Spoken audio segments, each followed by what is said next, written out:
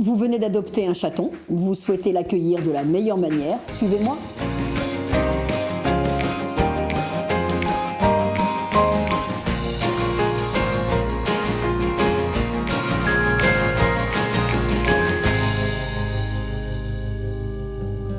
Vous venez d'adopter un chaton et vous souhaitez l'accueillir de la meilleure manière.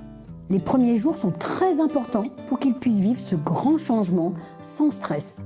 Il va passer d'une vie entre chatons à un environnement exclusif d'êtres humains.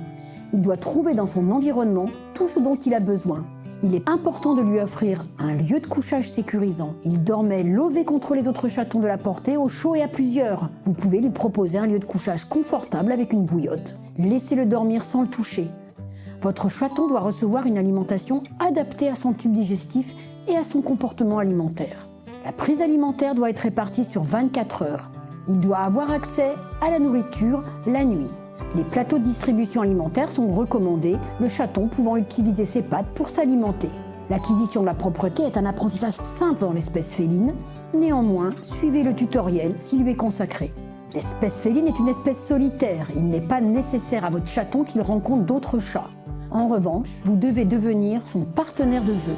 Chez le chaton, le jeu est un des moyens d'acquérir ses compétences de chasseur. C'est en affinant son geste, en le répétant, qu'il se prépare à être capable d'attraper une proie pour s'alimenter.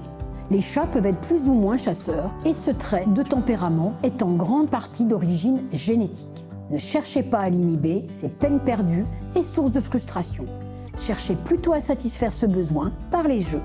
Pour jouer, le chaton va avoir besoin de jouets. Il est possible de les confectionner soi-même ou de les acheter. Ils peuvent rouler, être suspendus.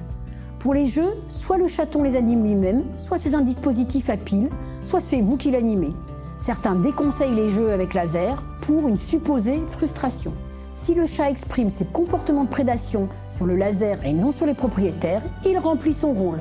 En revanche, tous les jeux qui consistent à bouger les doigts ou les mains peuvent induire des apprentissages délétères. Au fur et à mesure de son développement comportemental, le chaton va s'intéresser à des proies mobiles et faciles à trouver. Dès 5 ou 6 mois, les attaques prédatrices seront beaucoup plus intenses avec de vraies morsures.